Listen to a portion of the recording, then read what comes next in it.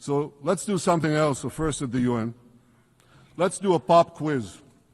And raise your hand if you know the answer. Here's the first question. Who shouts death to America? Is it A, Iran, B, Hamas, C, Hezbollah, D, the Houthis, or E, all of the above? All of the above. Correct. All of the above. Second question. Who has murdered Americans and Europeans in cold blood? Is it A, Al-Qaeda, B, Hamas, C, Hezbollah, D, Iran, or E, all of the above? All of the above. Correct. Again. So here's the point I wanted to make. Our enemies hate all of us with equal venom. They want to drag the modern world back to the past, to a dark age of violence, fanaticism, and terror. I think many of you are already feeling in your own societies the radical Islamist surge. You know, I'm sure you do, you know deep down that Israel is fighting your fight. So I want to tell you a secret. Behind closed doors, many of the leaders who publicly condemn us privately thank us. They tell me how much they value Israel's superb intelligence services that have prevented time and again terrorist attacks in their capitals, time and again saving countless lives. General George Keegan, former head of U.S. Air Force intelligence, once said, "If the United States had to gather on its own the intelligence that Israel gives us, we would have to establish 5 CIAs. 5 CIAs. This past June, when Israel struck Iran's nuclear facilities, German Chancellor Merz admitted the truth. He said, Israel is doing the dirty work for all of us. President Trump understands better than any other leader that Israel and America face a common threat. He showed the world that when Iran and its proxies murder Americans, take Americans hostage, shout death to America, burn American flags, and try to assassinate the President of the United States, not once, but twice.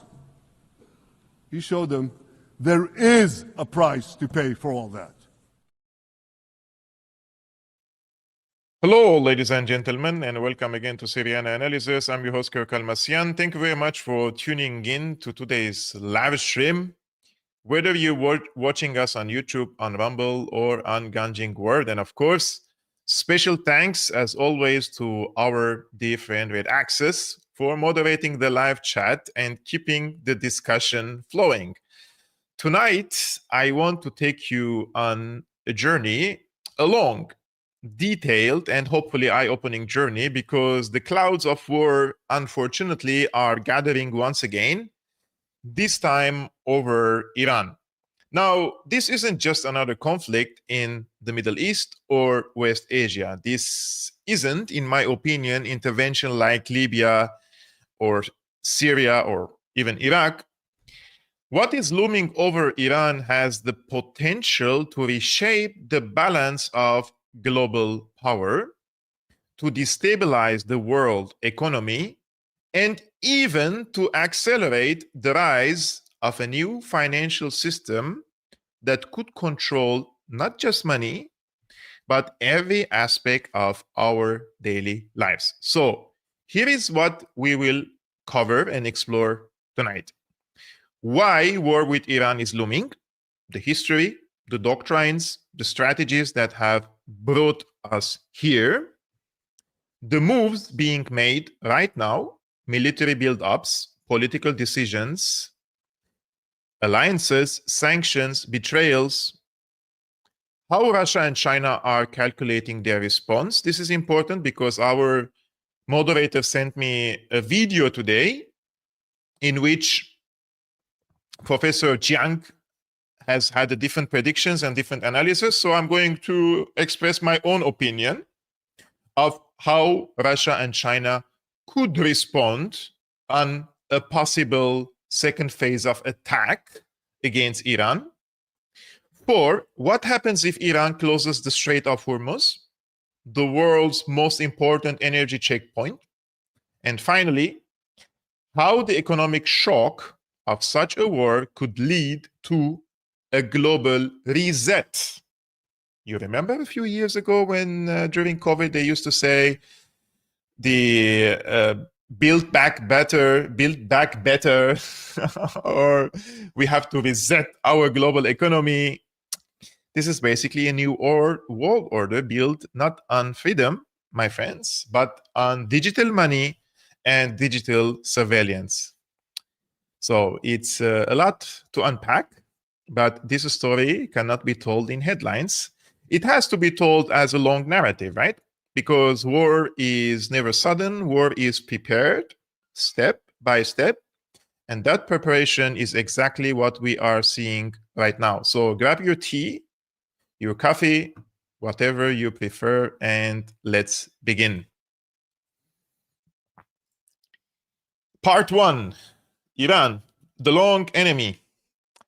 Iran has been in the crosshairs of the West for more than 70 years.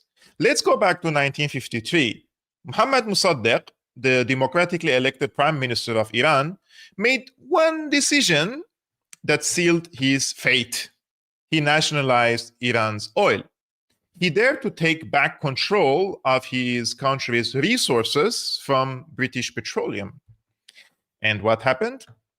A CIA, MI6, and even Mossad cooperated to coup him, orchestrated with money, propaganda, and a few bribed generals. Mossadegh was overthrown. The Shah restored, they brought him back to power, basically, and Iran returned to being a Western satrapy, or revolves in the Western satellite. For the next 25 years, Iran under Shah became America's policeman in the Persian Gulf, a modernizing autocrat, yes, but also a brutal one. Political repression, torture, censorship, all backed by Washington, London, and sometimes even by Tel Aviv, as long as the oil flowed and the Shah remained loyal. Then came 1979, the Islamic Revolution. Suddenly, Iran was no longer a client state. It was independent, defiant, and explicitly anti-imperialist. And perhaps more dangerously, it was successful. The Islamic Revolution didn't collapse after a few months. It survived many attempts of coups, destabilization efforts, color revolutions, sanctions, and to some extent, it thrived. That same year of the Islamic Revolution in 1979, Iranian students stormed the US Embassy in Tehran and took American diplomats hostage.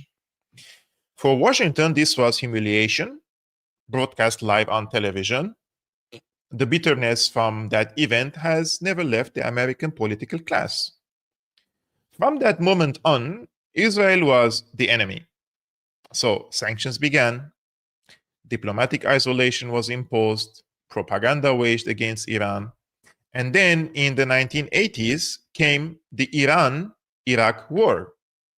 Saddam Hussein, backed by the US, the Europeans, and even several Gulf monarchies, launched a brutal invasion. 8 years of war followed, lost hundreds of thousands of lives. Yet, Iran didn't collapse.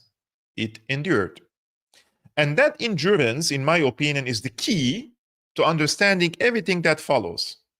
Iran is not like Iraq, Libya, or even Syria. It has survived. It has survived war, sanctions, isolation, cyber attacks, assassinations, and it still stands.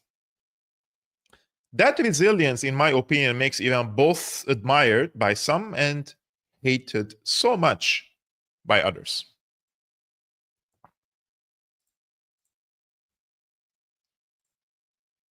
Right after 9/11, about 10 days after 9/11, I went through the Pentagon and I saw Secretary Rumsfeld and Deputy Secretary Wolfowitz. I went downstairs just to say hello to some of the people on the Joint Staff who used to work for me. And one of the generals called me and he said, "Sir, you got to come in. You got to come in and talk to me a second." I said, "Well, you're too busy." He said, "No."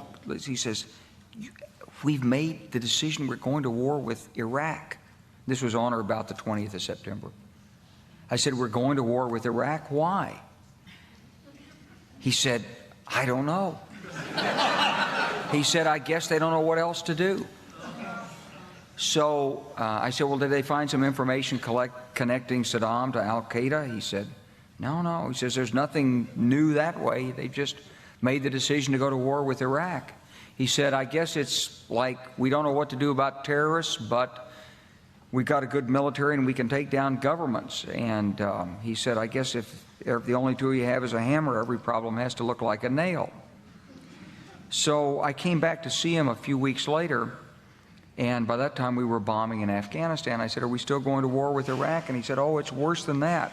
He said, he reached over on his desk, he picked up a piece of paper, and he said, I just got this down from upstairs," meaning the Secretary of Defense's office today, and he said, "This is a memo that describes how we're going to take out 7 countries in 5 years, starting with Iraq and then Syria, Lebanon, Libya, Somalia, Sudan, and finishing off Iran."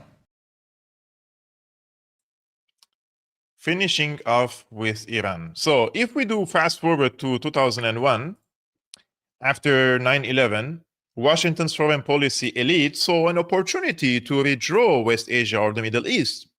As you saw, General Wesley Clark famously revealed that the Pentagon had a plan to take out 7 countries in 5 years: Iraq, Syria, Lebanon, Libya, Somalia, Sudan, and finally, Iran. Let's check the list. What happened to Iraq? Invaded in 2003, destroyed, left in chaos. What happened to Libya? Bombed in 2011, turned into a failed state, into an open-air slave market. What happened to Syria? Attacked through a proxy war starting in 2011. Sanctions imposed, multiple occupation forces basically torn apart the country, and finally, they succeeded in a regime change, a coup, and brought the founder of the Al-Qaeda offshoot in Syria as the president of the country. And a few days ago, the former head of the CIA sat with the former leader of the Al-Qaeda and told him, "Your success is our success. If you're an American, most of you are an American. If most of you are American watching this channel, think about that." The former leader of the Al-Qaeda sat with the former head of the CIA, and the latter told the former, "Your success is our success." Think about that. So we had Iraq, Libya, Syria, gone. What happened to Lebanon?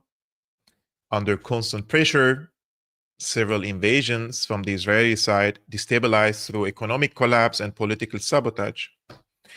What happened to Somalia and Sudan? Both fractured and even divided, balkanized, chaos. And then Iran, my friends, always the final target. Always the hardest nut to crack. Why Iran last? Because Iran is bigger, stronger, and more strategically important than all the other combined.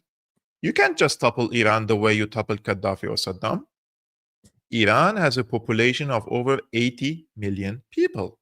It has mountains, deserts, and cities that make invasion incredibly costly. And I would also argue and say cities under cities as well, to hide the strategic weaponry. And also, very importantly, it has allies across the region. It has Hezbollah in Lebanon.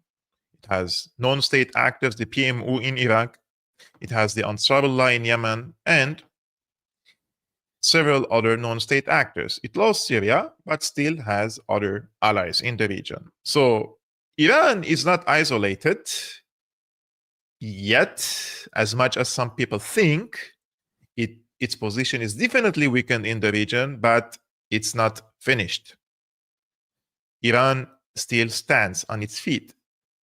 And Iran is embedded in a network. That is why it was saved for last. Let's talk about Israel's long shadow. There's a small fly here. Because of the light, now it comes here. Israel's long shadow.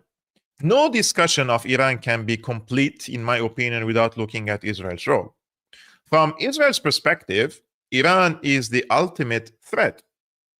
Not because Iran is about to nuke Tel Aviv, that's propaganda, but because Iran challenges Israel's ability to dominate the region. Israel has long followed what is called the Begin Doctrine. This is from Menachem Begin Doctrine.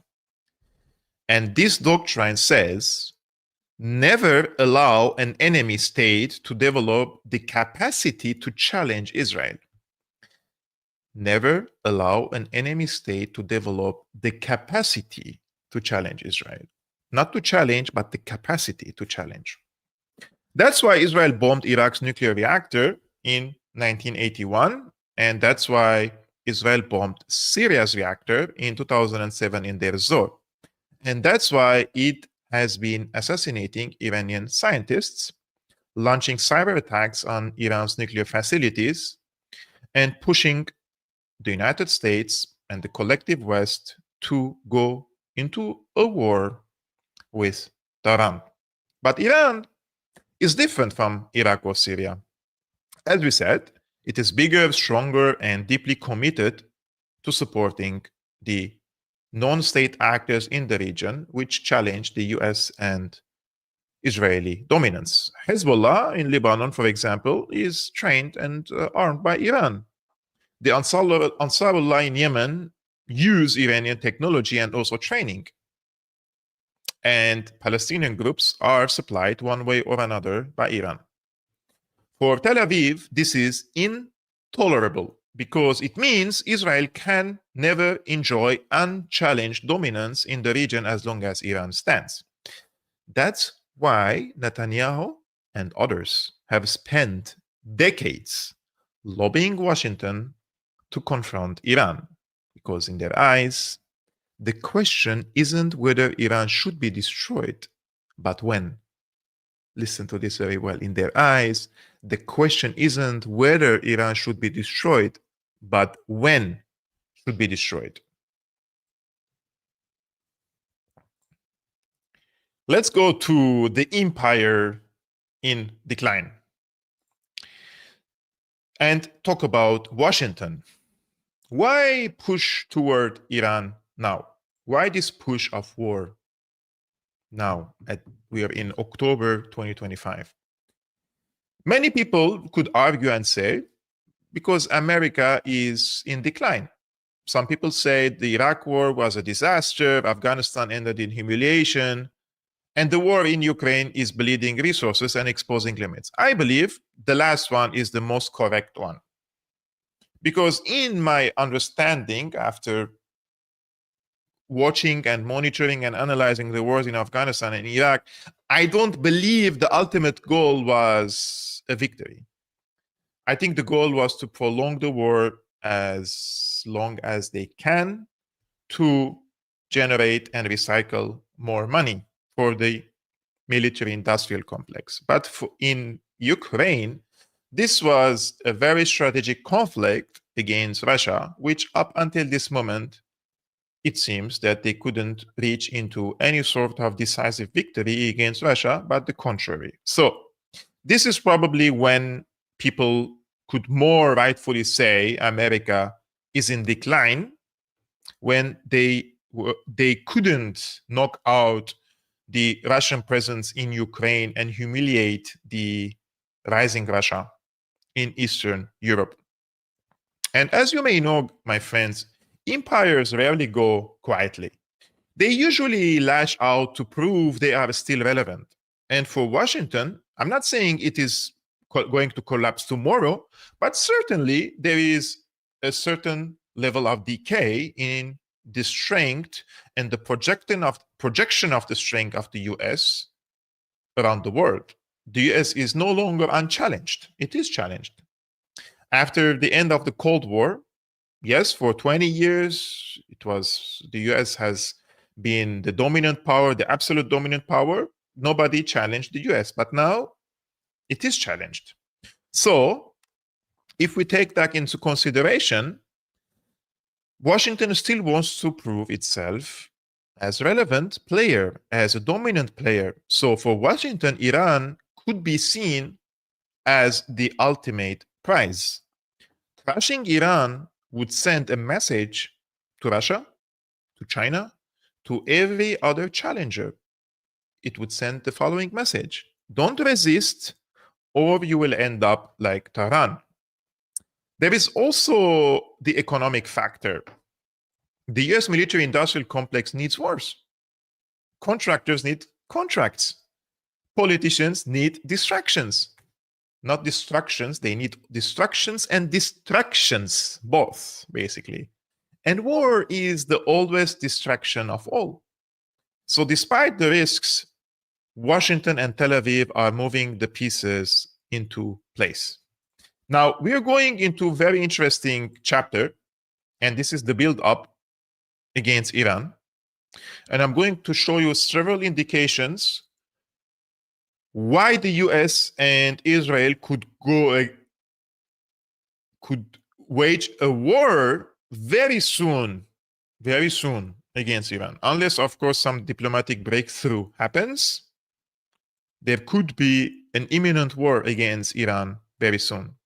Let's start with tankers to Qatar. So this is what I wanted to show you. Tankers to Qatar, or maybe like this is even better. At least a dozen of KC-135 tankers and a KC-46 have been tracked flying into Qatar. These aren't, my friends, defensive aircraft. They are enablers of offensive campaigns. They allow strike aircraft to fly long distances, stay in the air, and hit inside enemy territory.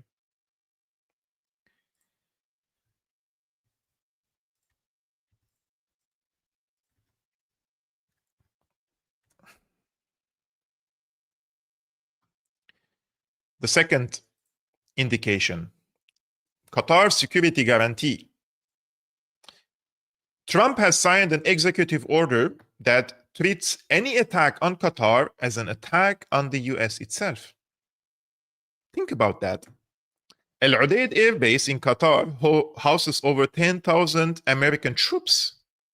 If Iran retaliates against Al Udeid Air Base like it did the last time, because the US used this air base to attack Iran, Washington can claim and say this is war against us, against America. And if this is a war against America, they would make sure to claim that this is also a war against all NATO countries, because a NATO member state is now under attack, and they could trigger Article 5 of the NATO Charter. I think this is a legal trap, and this is designed to internationalize the conflict, not to defend Qatar. Qatar is being used as a pawn now in this. And rest assured, Qatar is a very loyal and obedient subordinate for the United States in the most diplomatic words I could tell you. And later we have another breaking news in this case, and that is we have a very important movement in the Mediterranean, and this is related to the carrier Gerald R. Ford. So my internet all of a sudden decided that. So we have the carrier Gerald R. Ford, the most advanced US carrier, bristling with strike aircraft, has sailed toward the Mediterranean.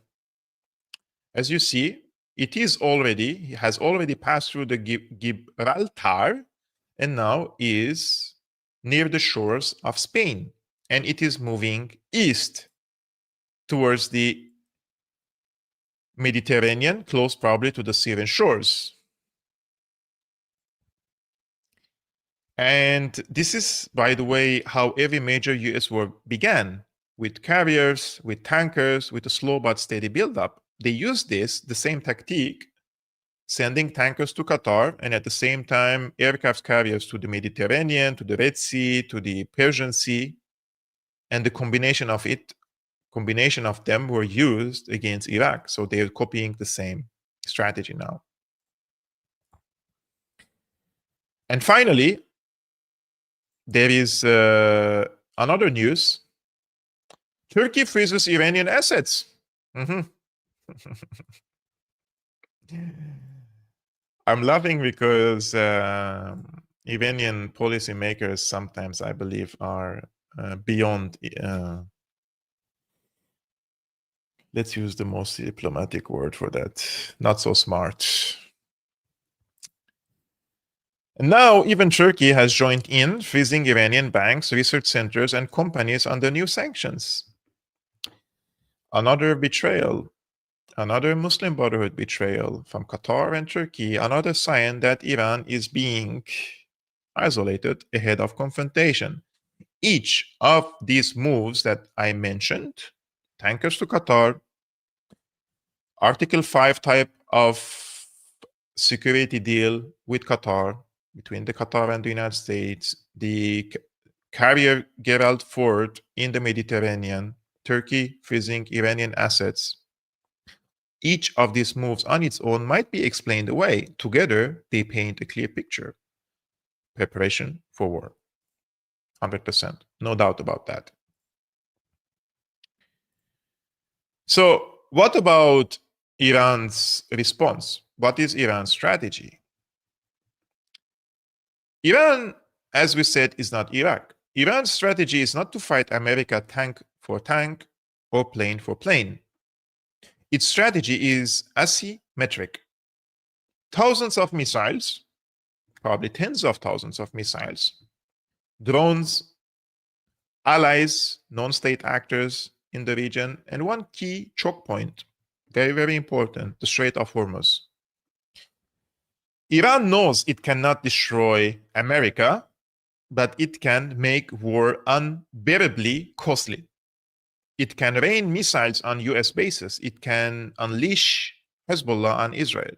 It can encourage the Ansarullah, the Yemenis, to target Saudi and Emirati infrastructure. And most importantly, it can close the Strait of Hormuz, the lifeline of the global economy. If that happens, the world changes overnight.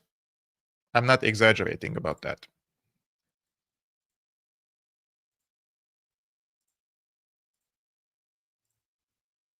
This is one of the most dangerous choke points in the world, which can trigger World War III at any time. It is known as the Strait of Hormuz, one of the most crucial choke points. Controlling it means having control over the entire world, while blocking it could block the whole world. Located between the Persian Gulf and the Gulf of Oman, this strait lies just 33 kilometers wide, with Iran to the north and Oman to the south. The main reason for its importance is that around 30% of the world's crude oil and 20% of its natural gas pass through this narrow waterway. Surprisingly, the Middle East holds 50% of the world's total oil reserves, which are exported to the world through this very route. No single country has direct control over the Strait of Hormuz. Its passage is governed by UNCLOS, Iran and Oman share the responsibility of ensuring the safety and security of all vessels passing through. And as part of this, they may collect maritime fees from the ships. If Iran were to block the Strait of Hormuz, whether due to conflict or any other reason, it could severely disrupt global energy supplies and potentially trigger a collapse of the world economy. If you found this video informative, don't forget to share it and follow for more interesting geographical content. Someone has posted a funny comment. Says, oh, I almost forgot to say hello to the German intelligence services nervously listening to Kevork. Was geht ab? I have no doubt that they do watch and they're taking notes. They have been doing this for a long time, since 2019, trying to prove anything I say on this channel to be illegal or to be too controversial. And I'm not a radical person as they think, probably. I am the most peaceful person or the most peaceful Syrian migrant they could ever meet. I respect the laws, the regulations. I learned the language. I married a German wife. I want to say, it's like, it's so surreal that some people think that I'm a threat. I'm a friend of Germany because I'm a friend of the German people. That's how I see it. I'm a friend of the people. And when I warn against something, it's really like, why would I do that? You know, I could just shut up, don't speak about it. Like, for example, when the migration crisis happened, why would I open my mouth? But because I saw some things are wrong, I spoke about it, and I was accused of being radical, right-wing, all this stuff, fascist. But I turned out to be correct when I said there are radicals among them. I'm not saying all of them, but some of them are radicalized. And now that the regime change happened in Syria, if we now make a poll in Germany of 1 million Syrian refugees and ask them all about Jolani, what would be the percentage, in your opinion, of Syrians who support the former deputy leader of ISIS? Think about that. Am I making up something? Let's make a poll. Why not? Well, let's ask 1 million Syrian refugees in Germany, what is their opinion about the former deputy leader of ISIS? How many of them support Jolani? 50%, 60%, 40%, 70%, 30%, I don't know. Let's do that. Let's ask.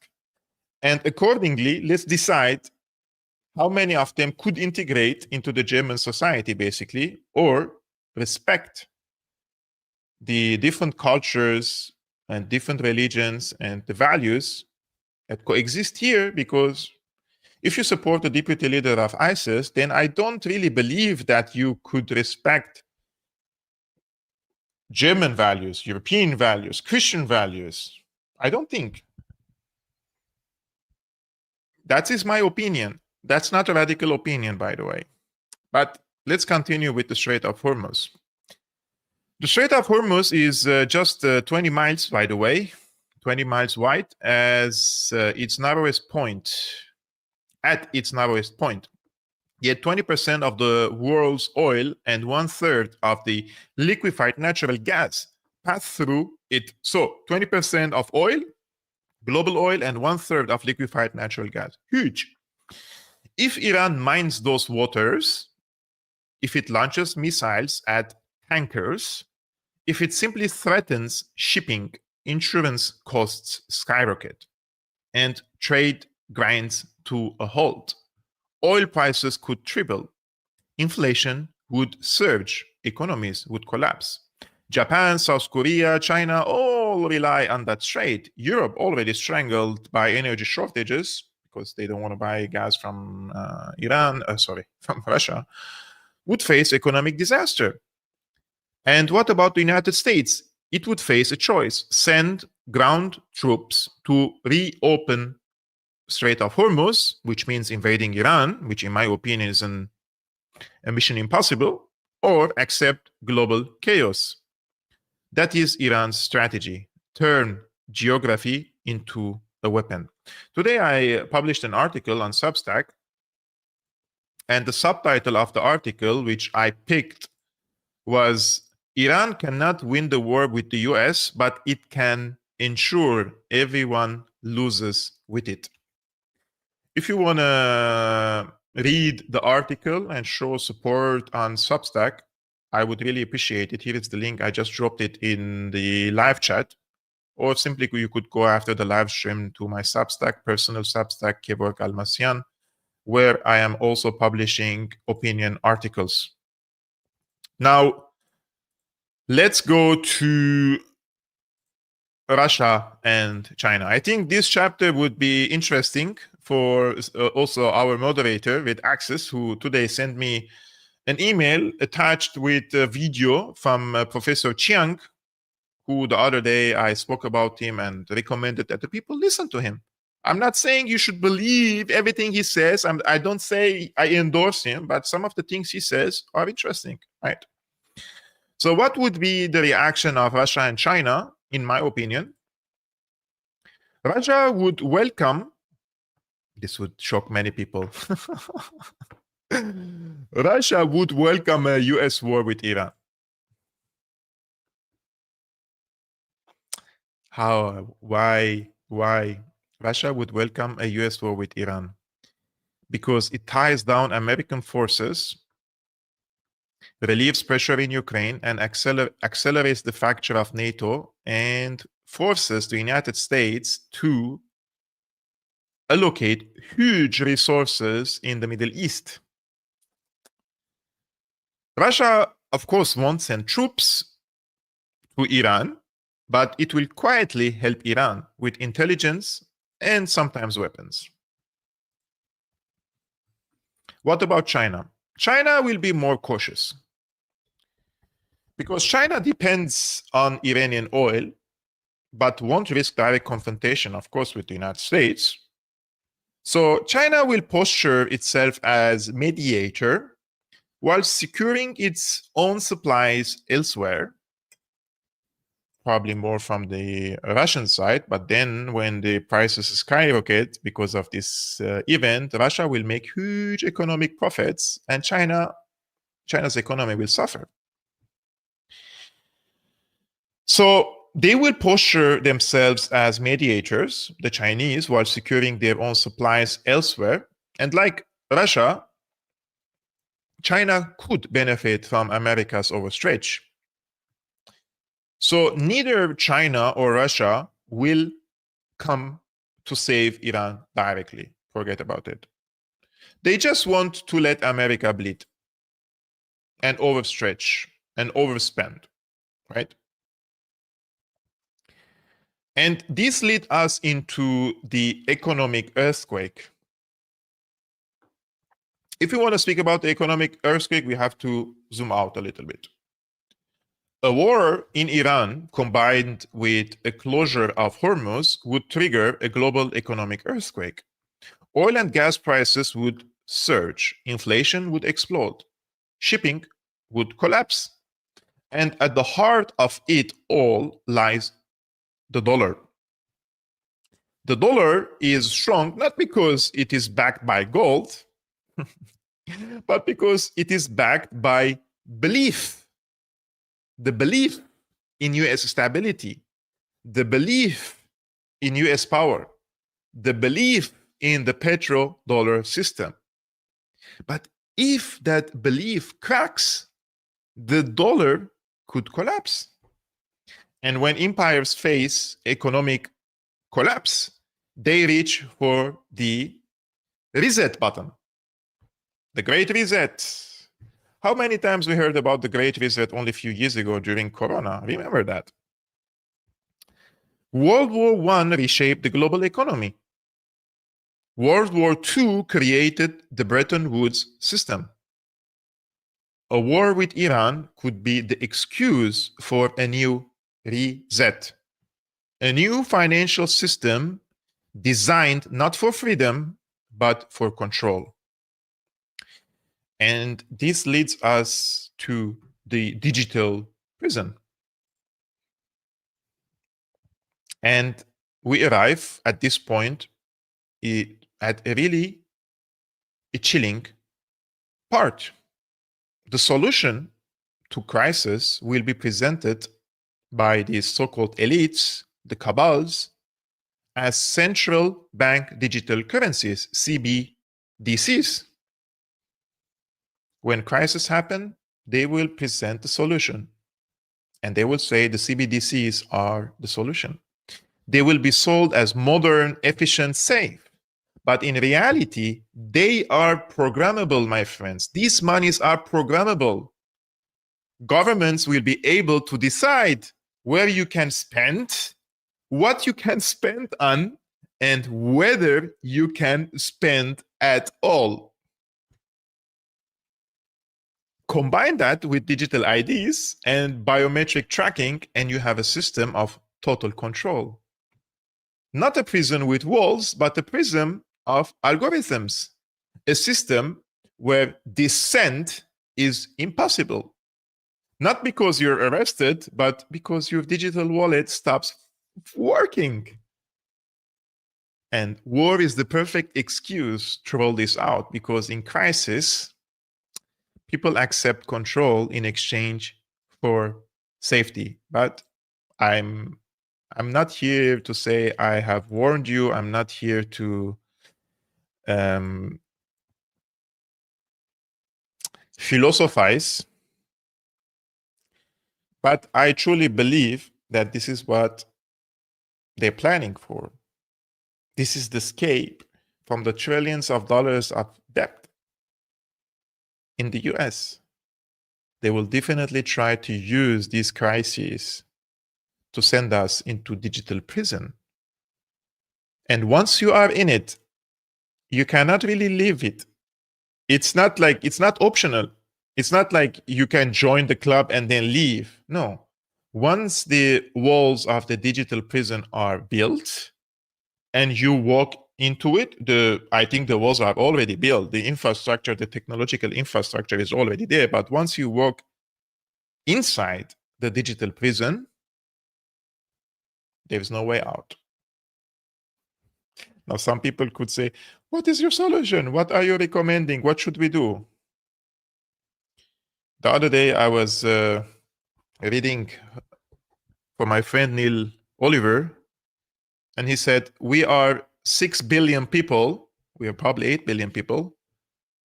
And there are 8,000. Yeah, I think he said, we are 8 billion people, and this so-called elites like 8,000 people. The solution? Say no. Why would you obey?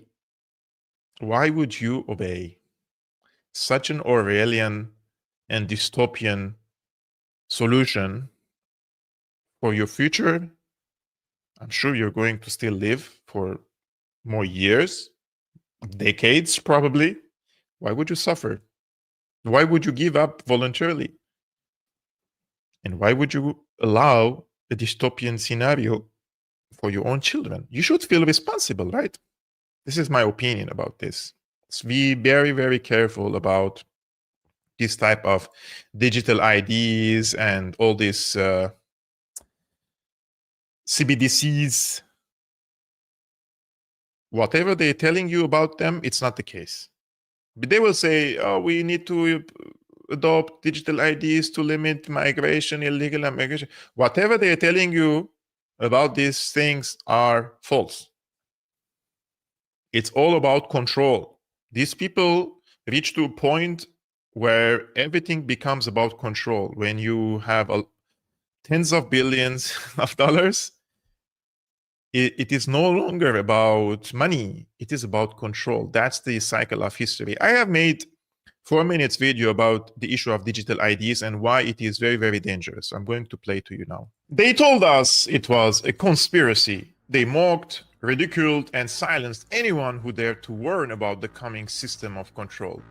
Digital IDs, they said, were nothing more than paranoid fantasies. And yet, here we are. Switzerland has adopted them. In Britain, Keir Starmer is already spelling it out. This government will make a new free of charge digital ID mandatory for the right to work by the end of this Parliament. Let me spell that out. You will not be able to work in the United Kingdom if you do not have digital ID. It's as simple as that. The truth is this. Digital ID is not just another piece of technology, it is the keystone in a new architecture of power, and the scale of it should terrify you. Look at what's on the table. Digital IDs are designed to link into every critical sector of society. Healthcare, to access insurance, medical treatment, or even monitor your wearables. Without an ID, you may not get care. Financial services. No ID, no bank account, no online transactions. Food and sustainability. IDs tied to supply chains, where even what you eat and where it comes from will be verified and tracked. Travel and mobility. No booking flights, no border crossings, no entry to certain regions without approval. Humanitarian response. To receive humanitarian aid, your credentials must pass through the system. E-commerce. Every purchase logged, every transaction tied to your ID. Social platforms. Your ability to interact online will rely on your digital identity. No ID, no voice. E-government. To pay taxes, collect benefits, or access public services, compliance is non-negotiable. Telecommunications. Your devices themselves will be monitored, tied to you and logged. Smart cities. Sensors will track your energy use, travel, and activity, feeding back into your profile. Digital ID isn't just a password or login, it is a biometric tether. Your fingerprints, your face, your voice, a system designed to eliminate anonymity forever. Without it, you won't exist in the eyes of the state or the financial system. No ID means no rights, no services, no participation. We've seen the dry run already. Vaccine passports showed how easily identity could be tied to movement and compliance. Don't get the shot, no entry, no travel, excluded. The digital ID expands that principle to your entire life. And behind it are billionaires like Larry Ellison of Oracle, a man openly dreaming of centralized databases to monitor and record everything we do. Your body cams will be transmitting that. The police will be on their best behavior because we're constantly recording, watching and recording everything that's going on. Citizens will be on their best behavior because we're constantly recording and reporting everything that's going on. This is a blueprint for a digital prison. Once in place, there is no opting out. The system will not shrink. Like the surveillance laws after 9/11, like the health passes during COVID, it will only grow stronger, more permanent, more invasive. Already in Britain, political figures like George Galloway are being detained under sweeping terrorism powers. Imagine what will happen when those same powers are welded to digital ID. Imagine a future where dissenters are simply switched off, unable to buy, travel, or even speak online. Digital ID is not about convenience, it is about control. And once you are inside it, there is no way back. There is no way back. As our friend says, Mr. Ripley, if this digital ID is allowed, that's checkmate. We lose, they win, 100%. 100%. Now, I will go to the scenarios. What scenarios are expected for if or when the US and Israel attack Iran? Scenario number 1. Limited strikes.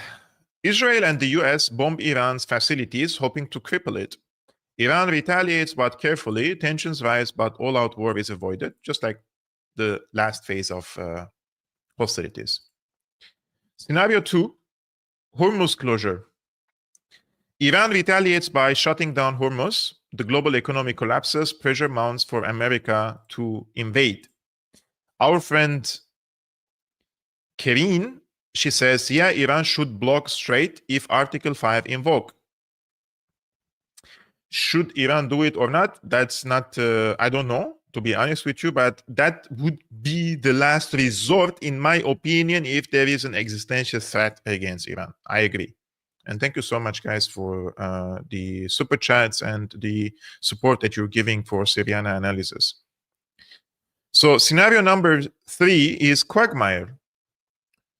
The US invades, gets stuck, faces insurgency, economic collapse, and a global backlash.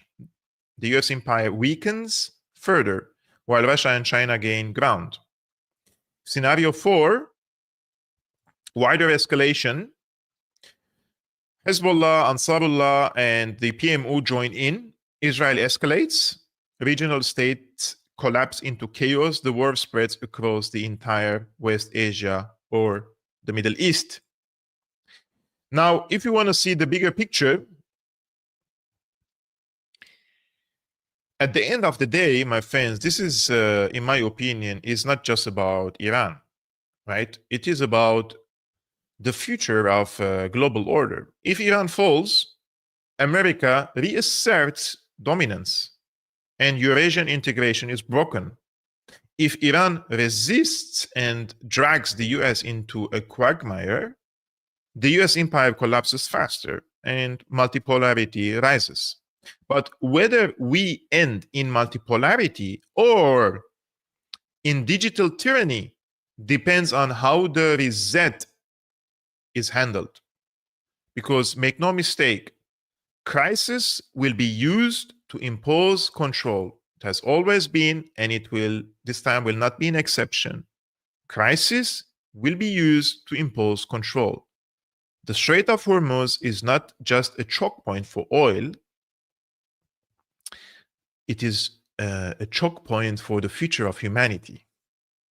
This is how I would argue. So, I'm checking the comments. Ladies and gentlemen, we have walked through the story of the potential invasion of Iran. And as the Americans say, Iraq, Iran. It's like Iraq and Iran. Iraq, Iran. We started today's stream from the 1953 coup. We addressed the Islamic Revolution of 1979. We spoke about the 7 countries planned as revealed by General Wesley Clark. We also included several important news reports about the military build-ups against Iran. We addressed Israel's doctrine. We addressed America's decay. We spoke about and comprehensively about Iran's asymmetrical response. We also addressed what could happen if Iran blocks the Strait of Hormuz, what would be the reaction of Russia and China if Iran is invaded, the future of the dollar dominance, and the looming digital prison. So if war comes, if this war is the way it is anticipated and the way they're trying to end it, a regime change in Iran, this time it will not be contained. It will ripple through economies, societies, and even the codes that run our digital lives. So, my friends, if you found value in today's comprehensive analysis, please take a moment to like this video. Thousands of people watch it, and less than 10% feel the urge to hit the like button.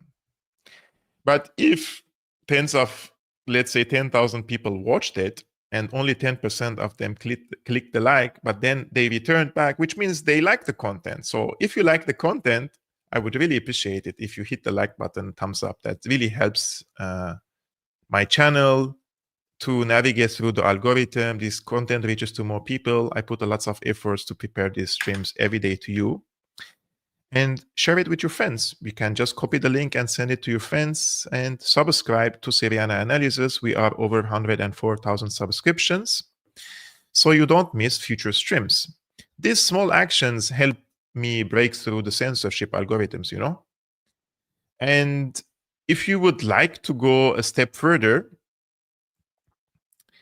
I will, then we have to make this possible for the people to see. If you want to take one step further, consider supporting Syriana Analysis on Patreon. Your contributions, whether big or small, allow me to remain independent, keep producing in-depth geopolitical analysis, and bring you perspectives you simply won't hear in mainstream media. You will find the Patreon link in the description box below, or you can simply use your smartphone and scan the QR code on the right or the left side of the screen, and you could jump to the Patreon page. Thank you once again for tuning in, whether on YouTube, Rumble, or Ganjing World, and special thanks to our moderator, Red Access, and to all of you in the live chat for keeping the discussion sharp and engaging. Until next time, this is Kevork Almassian of Syriana Analysis. Stay informed, stay critical, and see you in the next stream, which is tomorrow, with our dear friend Tarek Chiril Amar, with our weekly show, Cold War 2.0. Peace be upon you, upon your families. Salam.